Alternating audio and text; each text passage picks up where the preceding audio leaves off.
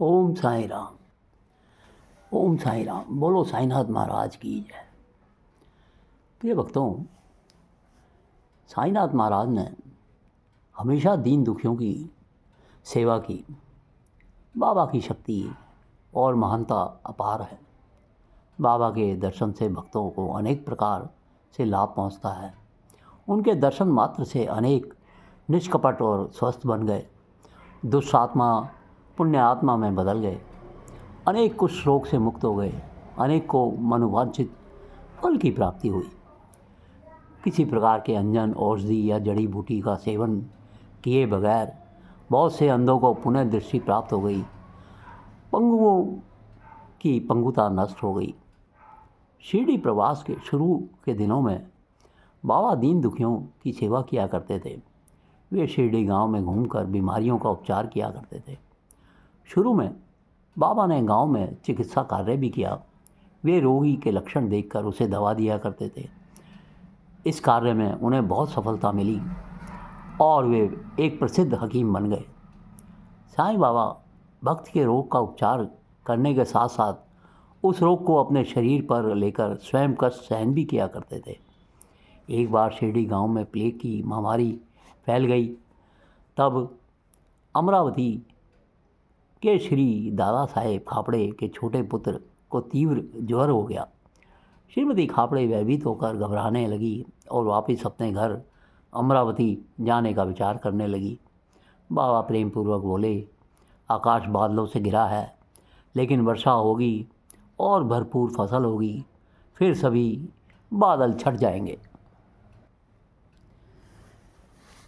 बाबा ने श्रीमती खापड़े से कहा, क्यों डरते हो? ऐसा कहते हुए उन्होंने कमर तक अपनी कफनी ऊपर उठाई और वहाँ उपस्थित सभी लोगों ने सूजी हुई गिल्टियाँ बाबा की कमर में देखी। मुर्गी के अंडों जैसी 4 सूजी हुई गिल्टियाँ चारों दिशाओं में फैली देखी जा सकती थी। बाबा बोले, देखो, तुम्हारे सभी कष्टों को मुझे अपने ऊपर झेलना पड़ता है।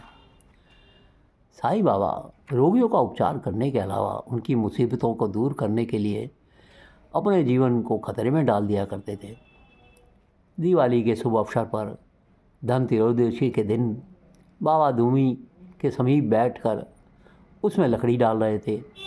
धूनी प्रचंडता से प्रज्वलित थी। तभी बाबा ने परवाह न करते हुए अपना हाथ धूनी के अंदर डाल दिया। हाथ बुरी तरह से झुलस गया। माधवराव देशपांडे, जो बाबा के समीप ही बैठे थे, तुरंत दौड़कर आए। उन्होंने दोनों हाथों से बाबा की कमर को पकड़कर उन्हें बलपूर्वक पीछे की ओर खींच लिया। अरे देवा, आपने ये क्या किया? उनके ऐसा कहने पर बाबा वापस चेतन अवस्था में आए और बोले, अरे श्यामा, तुम जानते हो, एक बच्चा अपनी माँ की बाहों में से अचानक फिसलकर लोहार की भट्टी में गिर पड़ा था। अपने पति द्वारा बुलाए जाने की आवाज़ सुनकर लोहार की पत्नी ने तेजी से भट्टी धोखनी शुरू कर दी थी। ऐसा करते समय उसने निडरता से अपने बच्चे को अपनी बाहों में पकड़ा हुआ था, लेकिन असावधानी से वह क्षण भर के लिए बाहों में लिए हुए अपने बच्चे को भूल गई। बेचैन और चंचल बालक वहाँ से फिसल गया। श्यामा, उसकी बाहों से गिरते ही मैंने शिशु को ऊपर उठा लिया और जब मैं उसे उठा रहा था तभी मेरे हाथ जल गए। हाथ जलता है तो जल जाए, लेकिन एक बच्चे की जान बच गई। कुछ समय पश्चात साईं बाबा ने दवाइयाँ देनी बंद कर दी और धूनी से मिलने वाली उदी से रोग का उपचार करना शुरू कर दिया। नारायण गोविंद चंदोरकर की पुत्री मैनाताई के प्रसव काल के दौरान असहनीय प्रसव वेदना से मुक्ति दिलाने के लिए बाबा ने रामगीर के हाथों उदी भिजवाई। मालेगांव के डॉक्टर के भतीजे के नासूर जैसे एक असाध्य रोग को उदी के लेप से पूर्णतः रोग मुक्त कर दिया। उदी की महिमा विचित्र है। वह आज भी अनेक रोगों के उपचार में अति शक्तिशाली सिद्ध हुई है।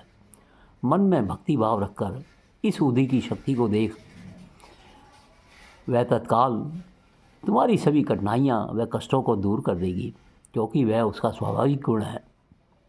जो साईं की विभूति मलते हैं और भक्ति भाव के साथ उसे पीते हैं, उनके हृदय की सभी इच्छाएं पूर्ण हो जाती हैं। प्रबल पाप जैसे महापाप आदि वह सभी छोटे पाप भी उदी के संपर्क में आने से निर्मूल हो जाते हैं। वह उसके अंदर बाहर निर्बलता आ जाती है। कई बार साईं बाबा अपने दैवीय शक्ति द्वारा भक्त के रोग का उपचार किया करते थे। उन्होंने नारायण गांव, तालुका जुन्नर, जिला पुणे के भीमाजी पाटिल के क्षय रोग का अपनी कृपा दृष्टि द्वारा क्षण भर में उन्मूलन कर दिया था। पहले रोगी को हर 5 मिनट में खून की उल्टियाँ हुआ करती थी। जब बाबा उसके साथ 1 घंटे तक बैठे तो उल्टियाँ होनी बंद हो गई। साईं बाबा की कृपा दृष्टि से वे मुरझाया हुआ वृक्ष भी फलने फूलने लगता है। बसंत से पूर्व भी उस पर फूल खिलने लगते हैं और वृक्ष फलों से लद जाता है। इसी प्रकार साईं बाबा ने डॉक्टर पिल्ले को नासूर रोग से मुक्त किया। डॉक्टर पिल्ले को मस्जिद में टांग सीधा करके लेटा दिया गया।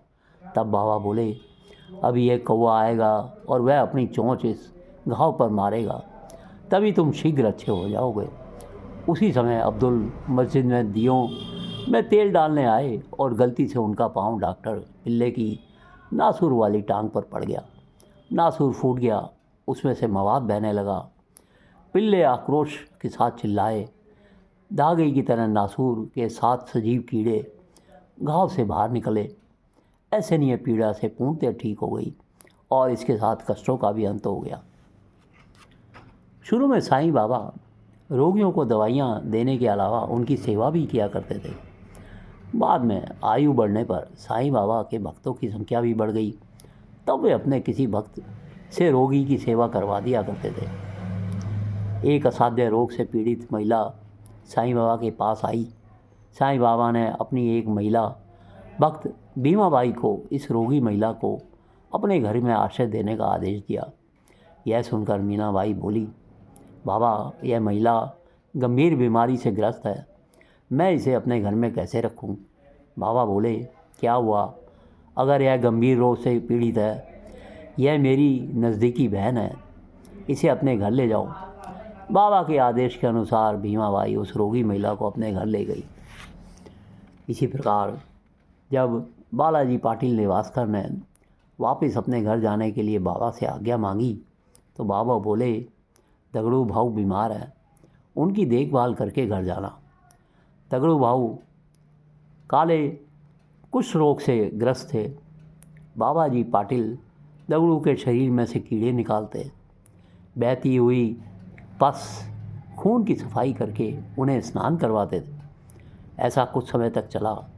बाद में दगड़ू भाऊ की मृत्यु हो गई। तब बाबा ने बालाजी को उनके गांव वापस जाने की आज्ञा दे दी। एक महिला कैलाशवासी दामोकर वामन उर्फ केलकर के साथ परिचय पत्र लेकर शिरडी आई। महिला 3 दिन तक उपवास करने के दृढ़ निश्चय से शिरडी आई थी। बाबा ने इस महिला से कहा, हमें उपवास करने की क्या ज़रूरत है? उस दादाबद के घर जाओ और खुशी खुशी पूरन पोली तैयार करो, उनके बच्चों को खिलाओ और उस पूरन पोली को स्वयं भी खाओ। यह शिमगा होली के दिन थे और विलक्षण योग था कि महिला उस दिन ही पधारी थी जिस दिन दादा की पत्नी मासिक धर्म से थी, जिस कारण उनका किसी वस्तु को छूना वर्जित था। महिला की उपवास करने की उत्सुकता समाप्त हो गई, बल्कि उन्हें भोजन पकाना पड़ गया। उसने प्रेम पूर्वक बाबा की आज्ञा का पालन किया। इस प्रकार बाबा ने सभी भक्तों को समझाया कि ज़रूरत के समय हमें एक दूसरे की सहायता करनी चाहिए और जिसके मन में ईश्वर के मिलने की इच्छा हो उसे पहले भोजन का ग्रहण करवाना चाहिए। जब तक मन संतुष्ट नहीं होता तब तक ईश्वर की खोज संभव नहीं होती। साईं बाबा द्वारकामाई के सामने खुली जगह में लकड़ियों का ढेर लगाकर रखते और स्वयं बड़े बर्तनों में भोजन पकाकर उसे भूखे और ज़रूरतमंदों में बांटा करते थे। उनके दर्शन के लिए दूर दूर से आने वाले भक्तों के भोजन का प्रबंध वे शिरडी में रहने वाले भक्तों के घर किया करते थे या भिक्षा पात्र में प्राप्त हुए खाद्य पदार्थों द्वारा पूर्ण करते थे। साईं बाबा की करुणा और प्रेम केवल मानव जाति के लिए नहीं बल्कि पशु पक्षी जीव जंतुओं कीड़े मकोड़ों के लिए भी था। एक बार एक छोटे सफ़ेद कुत्ते को किसी बड़े कुत्ते ने काट लिया। छोटा कुत्ता बेचैन होकर इधर उधर भागने लगा। तब गांव वालों ने छोटे कुत्ते को मारने के लिए डंडे उठा लिए और उसका पीछा करने लगे। तब तक सफ़ेद कुत्ता मस्जिद की सीढ़ियाँ चढ़कर बाबा के पीछे जाकर छिप गया। ऐसा प्रतीत होने लगा कि बाबा उसके रक्षक हैं और हमलावरों की उस पर प्रहार करने की हिम्मत नहीं थी। गांव वालों ने बाबा को समझाया कि यह कुत्ता पागल है, इसलिए उसे मार देना ही सही है। बाबा ने उन्हें गालियां देकर वहां से भाग जाने के लिए कहा और बोले, मूर्खों, यहाँ से चले जाओ, इस मूक प्राणी को क्यों मारना चाहते हो। इस प्रकार बाबा ने कुत्ते पर विशेष कृपा कर उसे रोग मुक्त करके उसके प्राणों की रक्षा करी। साईं भी सदैव उसे संभालती है जिसका कोई मालिक या रक्षक नहीं है। सभी दुखी निर्बल ठुकराए हुए मस्जिद में शरण पाते हैं। साईं बाबा अपने कुछ रोगी भक्त भागोजी शिंदे से अपने पाँव व जली हुई बाजू पर घी से मालिश करवाते थे और अपने महिला तथा पुरुष भक्तों से अपनी टांगें दबाया करते थे। ऐसा वे केवल उनकी आध्यात्मिक उन्नति और सांसारिक लाभ के लिए करते थे। ऐसा करवाकर वे अपने भक्तों को दूसरों की सेवा करने का संदेश देना चाहते थे। साईं बाबा को न तो इस प्रकार सेवा करवाने की कोई इच्छा थी और न ही वे ऐसा करके अपनी महानता प्रकट करना चाहते थे। गरीबों तथा ज़रूरतमंदों की सेवा और सहायता करने के पीछे साईं बाबा का मानवता व दया का महत्वपूर्ण संदेश छिपा है। व्रत उपवास आदि रखने से तो अच्छा है कि हम दीन दुखियों की सेवा करके ईश्वर की पूजा करें। स्वामी विवेकानंद जी ने भी कहा है, क्या तुम इस संसार में अपनी आँखों से ईश्वर को अपने सामने देखना चाहते हो? किसी दीन दुखी बेसहारे की मदद करके उसके हंसते हुए चेहरे को देखो तो तुम्हें साक्षात प्रभु के दर्शन हो जाएंगे। प्रिय भक्तों, गुरु अपने शिष्य की योग्यता को पूर्णतः जानते हैं और उसी के अनुरूप उसका मार्गदर्शन किया करते हैं। शिष्य को केवल गुरु से व्यक्तिगत रूप से प्राप्त निर्देशों का ही पालन करना चाहिए। दूसरे संतों द्वारा अन्य शिष्यों को दिए निर्देशों या दूसरे गुरुओं के व्यवहार व आचरण को पालन करने की आवश्यकता फिर नहीं पड़ती है। हमें किसी संत के वचनों के प्रति अपमान व्यक्त नहीं करना चाहिए, क्योंकि हमारी के अलावा हमारा पालन पोषण और कौन करेगा।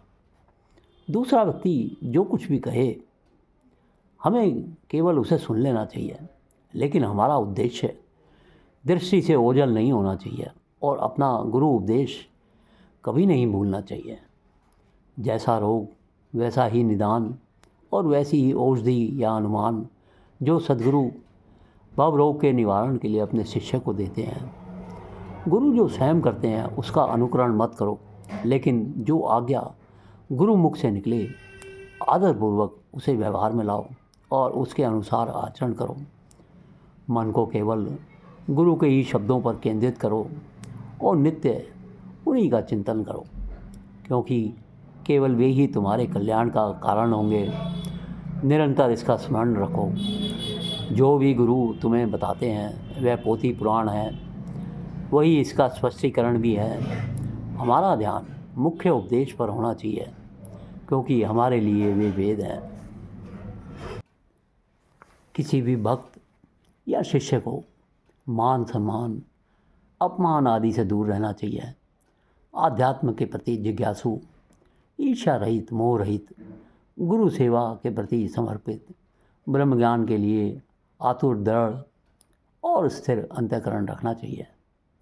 उसे यह जानकारी ना हो कि ईर्ष्या क्या होती है और वह व्यर्थ की निरर्थक बातों में न उलझे। ये लक्षण हैं जिनके अनुसार आचरण कर गुरु को संतुष्ट कर सकते हैं। श्री साईनाथ महाराज के निर्देश के अनुसार अगर शिष्य शुद्ध बुद्धि, निष्काम भाव और सरलता से सद्गुरु की सेवा करे तो ऐसे भक्त की आत्मज्ञान प्राप्ति निश्चित है। शिष्य की गुरु के प्रति भक्ति की ऐसी दिव्य और अद्भुत महिमा है। श्रद्धाभाव से सद्गुरु के श्री चरणों में अपना तन मन, सांसारिक धन व सर्वस्व न्यौछावर कर देना चाहिए। वह अपना सारा जीवन गुरु की सेवा में अर्पित कर दें। केवल कठिन परिश्रम के बाद ही गुरु नाम, गुरु की छत्र छाया, उनकी दया, उनका चरणामृत, गुरु मंत्र व उनके सानिध्य में रहने का अवसर प्राप्त हो जाता है। इन सब की शक्ति महान है, क्योंकि भक्त के जाने बिना ही उसका उद्धार करके उसे मोक्ष द्वार तक पहुंचा देते हैं। यह एक चित्त व सरल भक्तों द्वारा परखा व प्रमाणित किया हुआ संदेश है। प्रिय भक्तों, बाबा के पावन उपदेश, उनकी लीलाओं का हम इसी प्रकार सारांश में वर्णन करके आपको सुनाते रहेंगे। चैनल को सब्सक्राइब जरूर कीजिए, लाइक और शेयर कीजिए और हर पल बाबा का नाम लेते रहिए। वो परम दयालु हैं और अवश्य ही अपने भक्तों पर कृपा करते हैं। ओम साई राम, ओम साई राम।